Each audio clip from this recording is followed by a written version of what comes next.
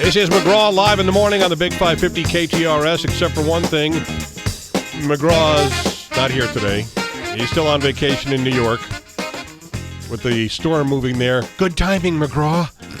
I'm Paul Harris, filling in for him today, and joined now by the members of the board. It's the new weekly feature that's been here. We can't decide if it's 2 or 3 weeks so far. It's called The Board Meeting with Jane Dueker, who's an attorney and former chief of staff for Governor Bob Holden. Good morning, Jane. Good morning, Paul. Glad to have you here. Thank you. And Tony Messenger, who's the editorial page editor for the Post-Dispatch. Morning, Tony. Paul. How you doing? Good. And Tom Diehl, who is the Missouri State Representative and Majority Leader. Hello, Tom. How are you? Well, my name is John. John. That's all right. Why don't Come on, let's get Wow. better notes. It's McGraw's fault. Boy, Well, this is what That's a happens. This mantra? is what happens when on the second week of board meeting you're already in D.C. I think that's right. Or McGraw's out Or partying, McGraw's in New York wearing Mets gear at a Cardinals game. partying with Dwight Gooden. Shame. Yeah, Wrong. that's not good. Just wrong. You know, I was discussing beforehand who should we elect as CEO, and apparently the guy who can't get names right, not eligible for the job. Nor can you be secretary with that kind of behavior. No, I can't even read my own typewriting. That's how bad it is. Let's talk about the big story here in St. Louis this week, which is the Missouri Supreme Court decision about schools and kids from unaccredited districts being allowed to go to an accredited district such as Clayton. This has been dragging through the courts for a while, and the Supreme Court this week decided that those kids can go, and the districts that would be the ones transferred to said, hey, wait a second, how many of these kids are we going to have to take? Let's start with thoughts on this, and we'll begin with our man from Jefferson City, Sure. John.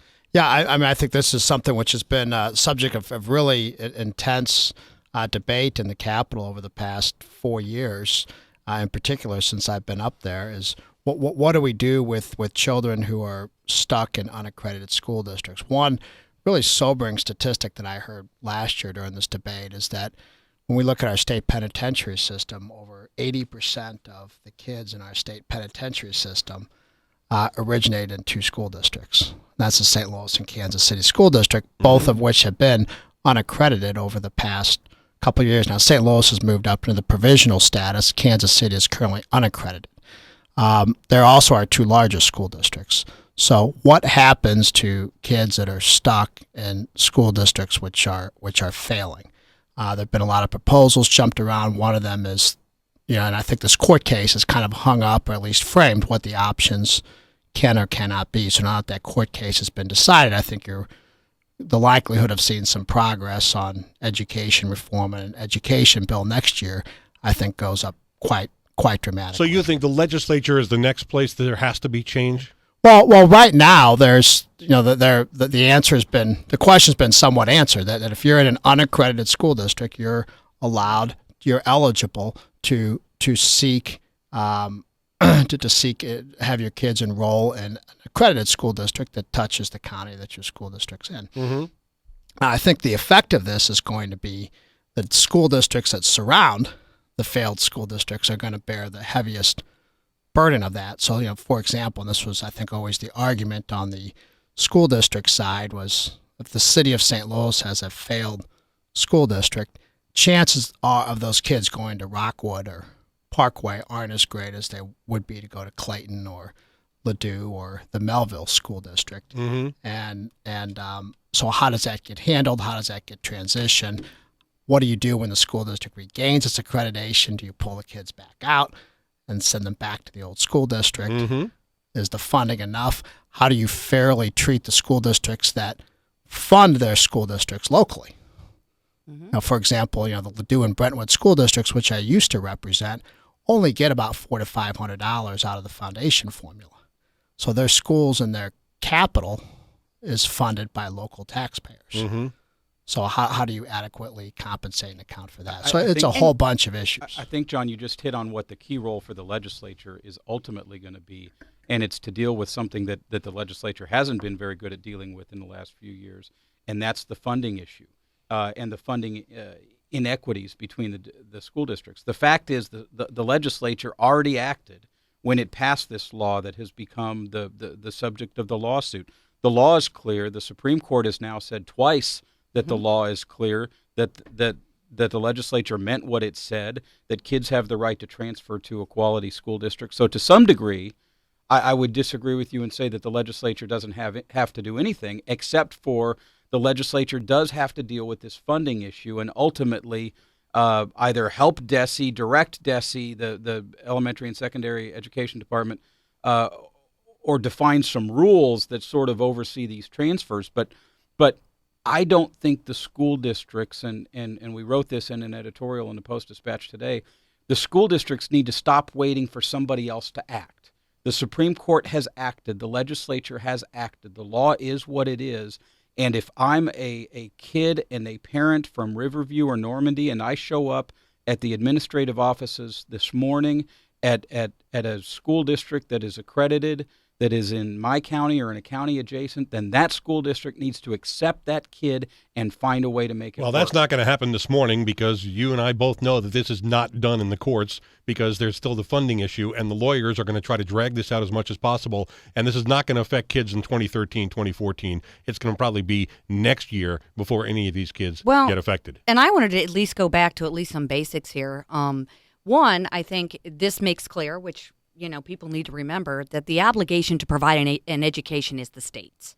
Now, in Missouri, we have a lot of local control. We have a lot of funding mechanisms that trigger local, funding of schools. But the bottom line is the Constitution, as authorized by the people of this state, have said that it's the state's obligation. So I think what this does do is force the state to engage, legislature, executive, everybody engage. And also, I wanted to go back to some history as to how this provision got in. And it is kind of interesting in reference to the lawsuit. And the Hancock Amendment was one of the central issues, which is the provision of the Constitution that says you can't make locals do something if you don't fund it. And so that was one of the claims that was rejected. And one of the things that I remember is when this was all part of the desegregation settlement in St. Louis. And what part of the bargain was, look, county districts, and there were county districts that were built on DSEG money. Let's not forget that some of these Collar County districts were built with DSEG money. Rockwood, Parkway got a lot. And in anticipation of city kids, voluntarily coming out to the county. Now that happened, 20 years ago. But when that deal was sort of booked, they said, we're going to give all the money out, because this was a lot about money back then, the voluntary busing. It's always about money. It's never blue, it's never red, it's always about the green. But anyway, all these districts got this money back then, but part of the bargain was we're not going to relegate these kids to a failing district. That provision didn't come out of nowhere. That was part of the bargain that, look, we're going to do this program and we're going to wind it down and we're going to relieve the state of its obligation to keep funding DSEG, which was an important step at that time. But when it's all said and done, they don't have to stay there. And so I do find it interesting how time has passed, and now the county districts are like, oh my goodness, we can't take these kids, and oh my gosh, you didn't fund us. The problem is, it's not a Hancock problem, in addition to the reasons the court said, because you got your money. You just got it a long time ago. And now, the piper, you got to sort of pay the piper. Now, you're part of the state education system that benefited from the DSEG. Now you got to sort of pay. Now, I think the county districts are going to revolt. And I think it's going to push the legislature into a corner because there's no way that this is going to happen. And so now I think what John said, this is it. Checkmate. Now we really got to look at it. Well, the issue is framed. And I would throw in, I said, you can't lose the forest through the trees on this. Mm-hmm. Although this is a solution, but it's far, far from a perfect solution. It shouldn't be. Right. So these kids should go to school in the neighborhoods they live in. Right. So to say that this is a solution to the problem, it's like sequestration. It was a worst case scenario. Let's not get there. But it frames what the issue is, and the law is settled. Over the past couple of years, both sides were in the General Assembly saying, we're going to win the court case. The other side would say, we're going to win the court case, so we don't want anything done that's going to jeopardize our position in court. Well, now that we know how the Supreme Court's going to look at this, but at the end of the day, and the challenge for the city of St. Louis in particular, and the city of Kansas City, that they are a large part of the economic engines which drive our state. And you can't have generations of kids that come out of there that are lost, that are doomed to failure, or shipped 20 miles away to another school district back and forth every day. All right. Let me ask you a question about numbers. Right now in our area, let's leave Kansas City out of this. In our area, we're talking about Normandy and Riverview Gardens. Correct. And between those two districts, we're talking about 10,000 kids that now potentially could go to any of the county school districts that they Correct. want to get a better education. The city of St. Louis is provisionally accredited. And I'd like to see a statute, actually, that authorizes provisional accreditation. I mean, let's face it, somebody's going to wake up and say provisional isn't provided for in the law. And so the city is in no man's land. Now, I think that was done probably to avoid this crisis, to have the entire SLPS move to the county.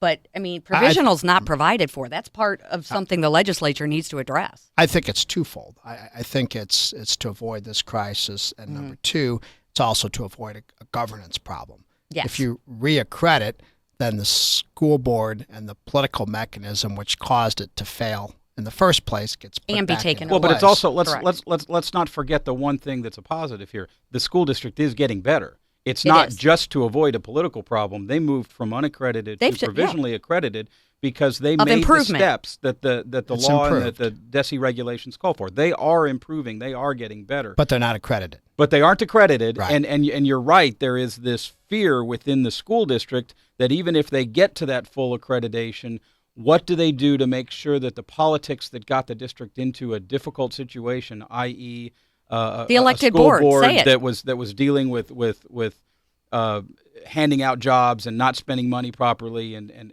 not taking care of the kids, that's a concern. Right. Legitimate. And you want to make sure you don't get back into that situation. And frankly, that's part of the problem in Normandy. It's been part of the problem in Riverview Gardens and all of the school districts that have had a problem. Part of it is the local school boards that haven't done a good job. All right, I mean, but can we frame this as, Missouri, and we're not unlike any other state. We have an urban education crisis.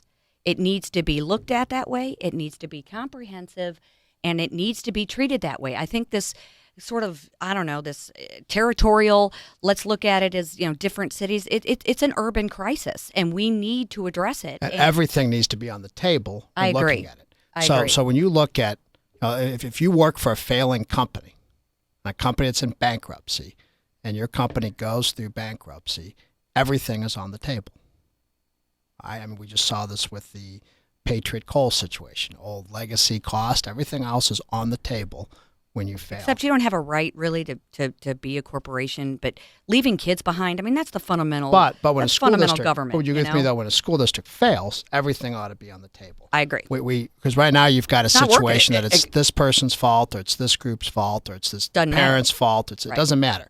Everything needs to be on the table. And the number one priority when that happens is to make sure those kids get a good education, preferably where they live. And by the way, let's put parents on the table because we've got failing parents involved in this Absolutely. as well. There's a lot of components. No kid in this country who ended up with a great education had parents who didn't care. I agree. And in too many cases, you have parents, or in some cases, a parent, because you've got too many single-family homes where, single-parent homes, you got too many of those places where the parents are not involved in their child's education. They're not teaching them to read and write when they're very young because in some cases they didn't get a great education themselves, and you have generational apathy followed by generational apathy. Mm-hmm. That's right. And I think that there has to be more of a comprehensive solution. The thing that's frustrated me with some of the reform debate that's gone on in the legislature in the recent past is this sort of cookie cutter, I'm going to go to Alex, some, think tank, and I'm going to come up with some, I don't know, I just feel like it's all this cookie cutter, that there hasn't been a real discussion about what's going on. One of the statistics you named is very sobering, but the other statistic that's sobering is you can spend, right now we spend about $14,000 a kid to educate them. You spend $37,000 to incarcerate them. Okay, so let's make a choice here. I mean, this isn't a cost-free choice. So when everybody says, "Oh, funding, more money isn't going to do it," I mean, make your choice. $37,000, $14,000. It's about where you spend it, i.e. That's right. early childhood education, so you don't have to spend that money Yep. in corrections. Absolutely. Now, this is not about choice. I have to take a break, and then we'll There come you go. back here with more of the board meeting on the Big 550 KTRA. I'm Paul Harris, filling in from McGraw today with John Diehl, who's the majority leader in Jeff City, and Jane Dueker, who's an attorney and former chief of staff for Governor Bob Holden, and Tony Messenger, who's the editorial page editor for the St. Louis Post-Dispatch, and we're talking about education in light of the ruling by the Missouri Supreme Court this week that kids from unaccredited school systems can go to accredited school districts in this area, and the ones that are left behind, the school district left behind, has to pay the school district where the kid is going to, which raises a question with 10,000 kids possible making this move from Normandy and Riverview Gardens. They're not all going to do it, of course, but if they did, we're talking about 10,000. What does that do to the districts left behind? We always hear about no child left behind. What about a school district left behind? Well, the court addressed that, though. The one of the arguments that the school districts made in the lawsuit was, and Jane, you'll have to correct me on the legal terminology, but they basically claimed an impossibility defense in which they said that what might happen if these 10,000 kids leave would be impossible to deal with. Well, no, the impossibility defense was by the people who were going to be getting the students. Right. Clinton and the others. So the but receiving both school districts, but both districts said it because St. Louis would say they would lose all their money. You'll bankrupt us. But what the court said is no, you haven't made that case. Let's deal with reality. The court didn't say that you can't come back at some point, and unfortunately, I think that may happen if large numbers of students then leave and the districts take them, and then all of a sudden they claim to have some harm some point in the future.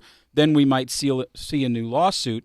But one of the things I'd like the school districts to do is just deal with the reality. Deal with the now. Stop dealing with this, oh, we might have this or we might have this. Here's what we know we have. We know we have kids in failing districts. So let's let those kids and their parents decide where they're going to go, and then let's take them the same way you would. You know, I have school choice. When I moved to this community, I decided what school district I wanted my kids to go to, and that's where I moved. Yep. Some of the kids in our community, in our region, don't have that same opportunity that I had and that most of us in this room have.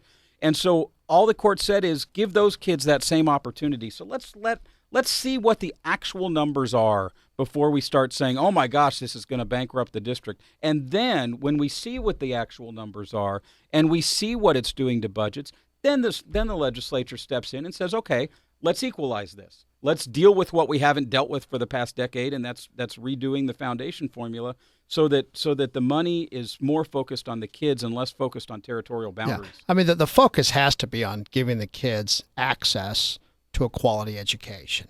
The secondary concern is the political structure of a board or a school district. Okay, if the school district can't survive, it ought to collapse. We've kind of seen that with Wellston, right? The Wellston School District, I believe, essentially went away. Correct. And that's okay. It merged into other districts.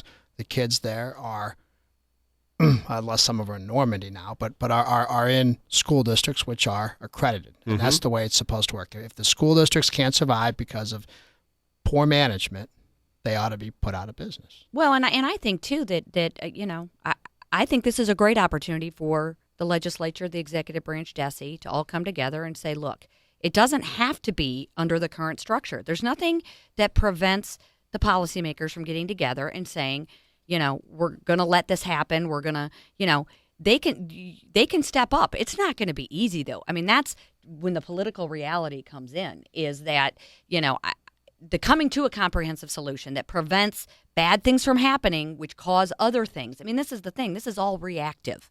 We've had no proactive approach on this since, you know, I can't even remember ever, clearly since SLPS has been taken over. So this is an opportunity to be proactive and say, okay, we're not going to let the funding crisis happen. Let's come up with another way. And I'm afraid the political reality of that's going to be challenging. And there's also another way, which we haven't talked about on the show yet, and that would be the voucher system.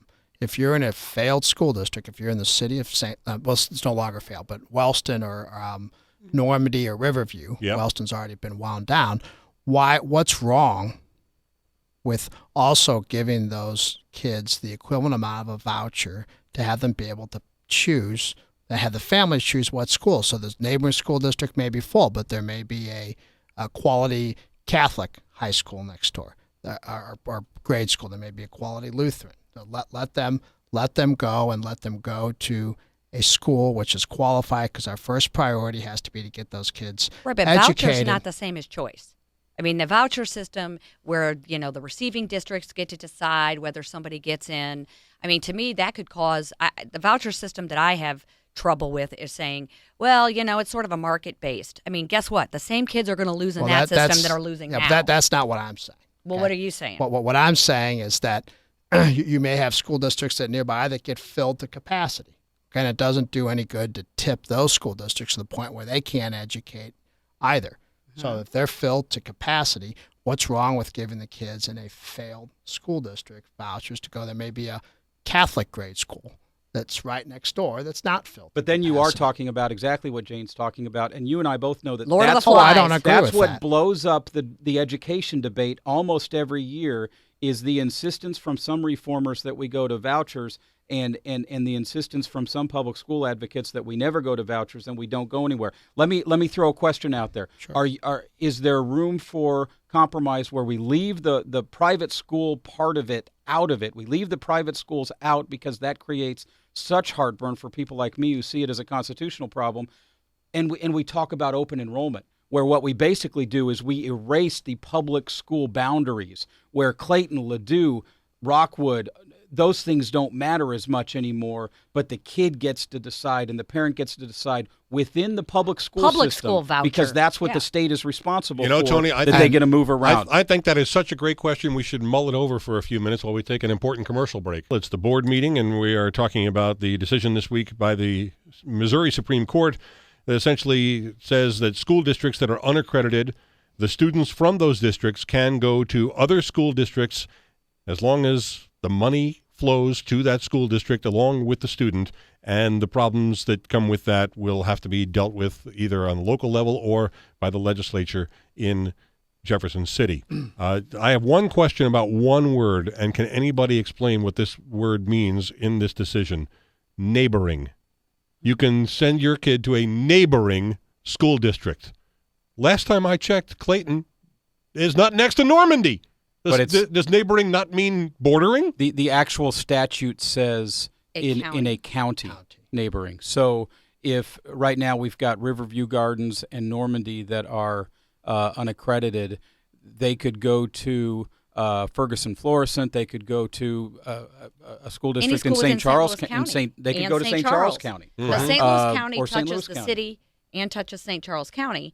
So for the SLPS kids, the counties they touch are St. Louis County. So they can go to any district in St. Louis County. So it's an adjoining county. County, not and municipality. any school district Correct. within that. So that's a big, wide net. Okay. Well, So- here's the other question that I have, and it's a financial one. Let's say a kid in Normandy costs that school district $9,000, $10,000 a year.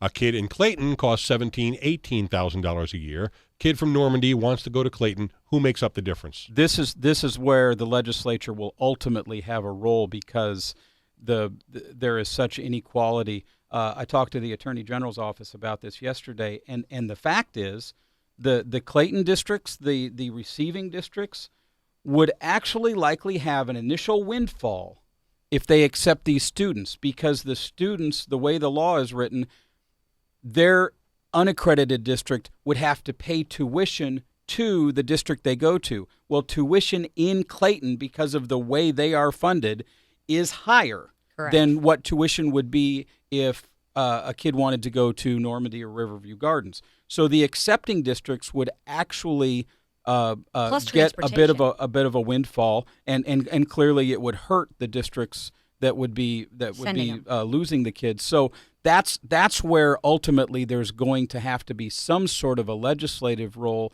I believe ultimately in redoing the foundation formula, but even if they don't, at least altering the law somewhat so that it's an equal amount of money that's going with the kids. If, basically if it takes $10,000, I'll just throw a number out there to educate a kid, that's what is both leaving the school district and coming to the new school district. Because the fact is, a kid coming in, one or two kids or a few kids coming into Clayton, if they aren't adding to the property tax rolls, they're giving Clayton much more money than Clayton actually needs incrementally to educate those kids. That kid's coming in wholesale instead of retail.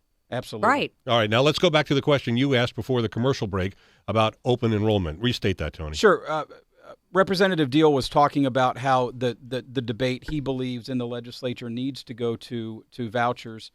Jane and I both disagree with that, although I think we all know that that's where the debate's going to go. It's where the debate has got caught up, on a variety of education reform measures over the years. So my question is this: why can't the legislature, or what do you believe about the idea of finding that middle ground where the primary problem with vouchers is the involvement of private schools and those private schools being able to now pick and choose kids? Why not instead talk about an open enrollment system where we basically erase some of the school district boundaries and let kids choose within the public school system? Well, because number one, that would never probably get done. I mean, are you trying to solve a problem that exists today, or are you trying to shift the battlefield and make it much I'm much trying to broader? solve that problem. But we're I both don't know. talking about choice. All I'm doing is saying I don't leave think the you private are. schools out. I That's don't exactly think, what I'm talking about. I don't think it is. I lived in the Springfield What? district that had open enrollment Do you want me to within the answer it? district. Yeah, Do you want- but that's open absolutely enrollment trying to answer within the question. district. Within One the at a public- time. Within the district. I'm talking about open enrollment within the public school system. So just get rid of all public school district boundaries. To some degree, yes. That's going Well, to you ruin have- That's sports what rivalries. A variety of states have that. Well, yeah, I think I like your point. Yeah. What's going to happen to the Oakville Melville? What about football Webster games, all Kirkwood that? on Thanksgiving Webster Day, Kirkwood. Tony? Is that what you want to Do you kill? hate the Webster Kirkwood? That's what I heard. No, but you know That's what not right. what this little debate sort of raises, and to think that I'm the good one not interrupting is kind of funny. That But is kind of funny. and I just want that noted. But that little debate sort of raised, I think, shows what the fundamental problem here is. Everybody wants to solve the urban education crisis, but they don't want any of the other districts to feel anything. And guess what? This is not going to be a cost-free exercise to any school district in this state, one way or another, whether it be a funding, whether it be shifting of boundaries, whatever. The county districts are not going to be able to just sort of avoid this, scot-free.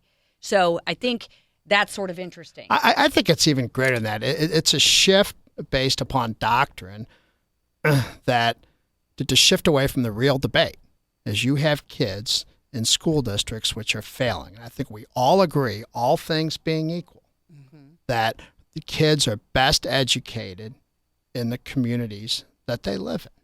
That's our whole concept of public education in this country, in this state, is neighborhood-based education. Right? Okay. And we're leaving that then as a distraction, I think, all these other things as to what's wrong if the parents are paying tax dollars to a school district and the state is paying state tax money into a school district and the administration of that school district fails and the school district fails, and we've outlined the reasons why they failed. They're A numerous. large part of it is numerous. A large part of it's also bad management.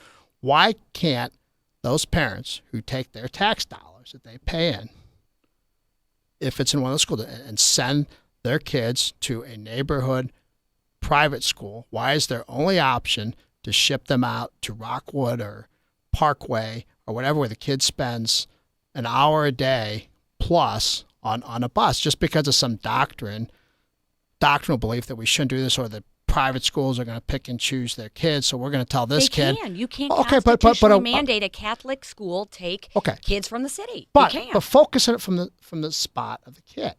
So you're telling this they're not kid going to get to go to St. Margaret of Scotland because they're not going to take them. You're telling this kid.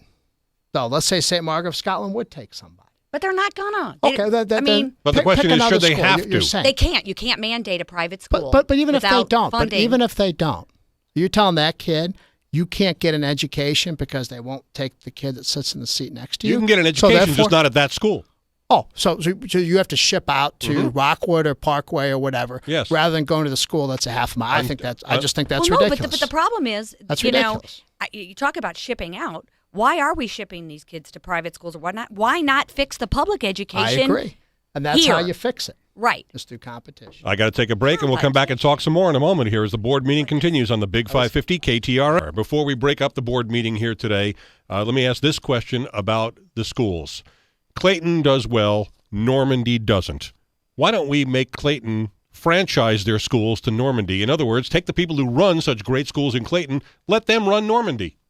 There's actually been discussion within some of the school districts about doing something like that, about rather than the receiving school districts, if this case is enforced, taking kids, leaving their neighborhoods. Why doesn't Clayton or Ladue or Rockwood or Parkway or all of them in some capacity operate charter schools in the empty school buildings in the neighborhoods? Not even charter schools. Let them be public schools. Call it that. Just bring in the people who know how to do this. And I think there's some real value in that discussion, and I hope that school leaders are continuing to do it. And the fact is, within St. Louis, we have some mechanisms through the special school district and that's another all option of that, too, in which we already have some administration that could do that kind of thing.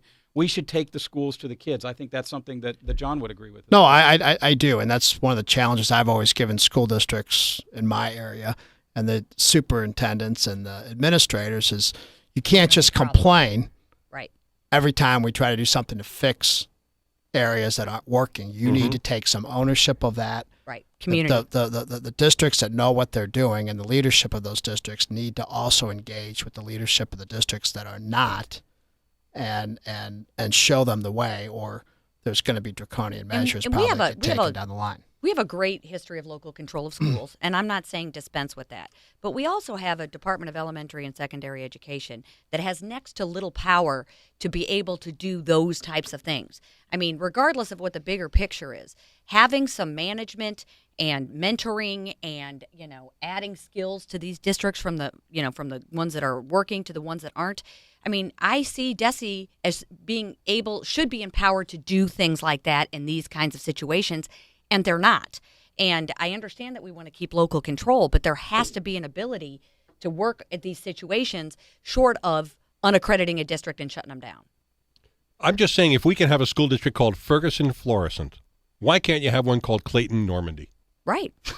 Absolutely. Absolutely. I think we are too focused on our boundaries, and this region's future is tied to its overall success of education, and the entire region needs to be more focused on raising the entire region, and that means dealing with the city of St. Louis and North St. Louis County and improving all of those schools, and it's just as much of a responsibility for me in Rockwood as it is for a parent in St. Louis. Tony Messenger, editorial page editor for the Post-Dispatch, Jane Dueker, attorney and former chief of staff for Governor Bob Holden, John Diehl, Missouri State Representative and Majority Leader. The three members of the board meeting here every Thursday. Thanks for coming in today. Thanks for having Paul. us. Appreciate it. Great show.